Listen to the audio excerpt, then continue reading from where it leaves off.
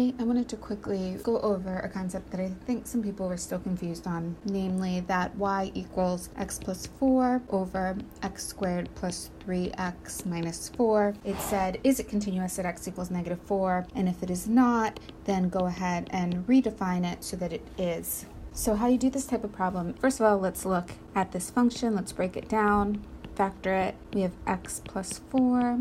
X minus 1, and so that becomes 1 over x minus 1. That means that here we have a whole at x equals negative 4, and here we have a vertical asymptote at x equals 1. So a whole is a type of removable discontinuity. How am I going to redefine this function to make it continuous at x equals negative 4? Because I can. The asymptote is at 1. There's no way to make this thing continuous at 1. However, at 4, it's a different story because it's just a hole there. And so basically what I'm trying to do is I'm trying to redefine this as a piecewise function such that I fill in the hole quite literally at that point. So if I graph this thing, I know that I have an asymptote, a vertical asymptote at x equals 1, right? And I have a hole at negative 4. What is the actual value of the hole? Well, if I look at the limit as x approaches negative 4 of the function, which simplified to this, right? Then I get 1 over minus 4 minus 1, I get negative 1/5. So that means because the limit as x approaches negative 4 is negative 1/5, that means that's where my hole is. My hole is at negative 4, negative 1/5, right there. Okay, and so now I can just graph my function and it looks something like this. There's no way to make it continuous at x equals 1. There's an asymptote there. I cannot possibly do that. But at x equals negative 4, I have a hole. It is a removable discontinuity. So what I'm trying to do is I'm trying to redefine this function as a piecewise such that I kind of fill in that hole. That's literally what I'm doing. So if I rewrite it, f of x equals x plus 4 over x squared plus 3x minus 4 for all values except negative 4. And then at negative 4, what I literally want to do is I want to fill in the hole there. So I want that value, instead of it being a hole, because here I had a hole, let me plug that hole with a value of negative 1/5. So that's redefining the function so that now it is actually continuous. If I were to check for continuity, right?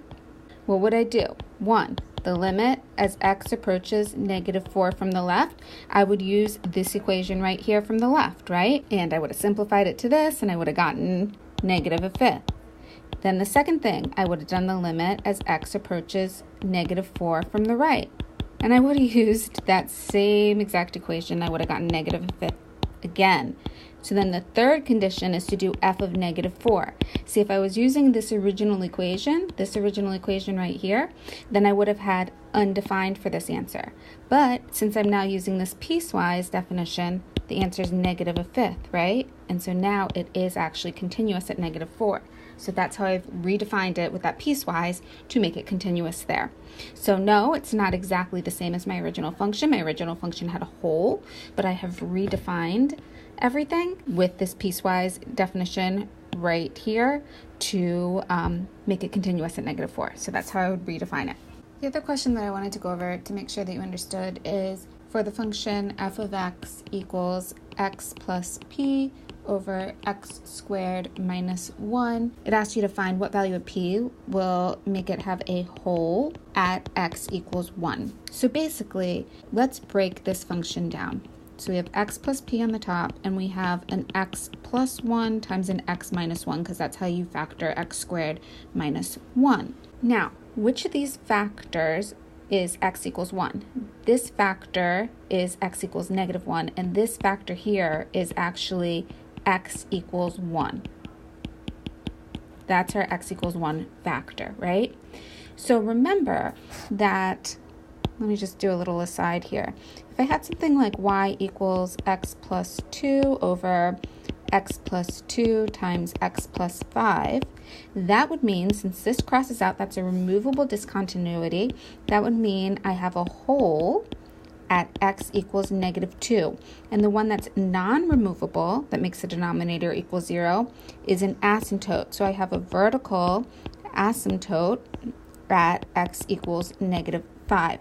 So don't forget that when you want to find vertical asymptotes, so many times people set the denominator equal to 0, and that's not the right thing to do. You have to first factor and see what crosses out, because those are your removable discontinuities or your holes. And then whatever doesn't cross out, then you set the denominator equal to 0. And those are your asymptotes. So in this case, only the x equals negative 5 is a vertical asymptote. Okay, so don't mess that up ever. Anyway, in order to have a hole at x equals 1, that means that our x equals 1 factor, this one right here, should cross out with the top. So, in other words, my p should be equal to negative 1, so that my function would be written as x minus 1 over x plus 1 times x minus 1.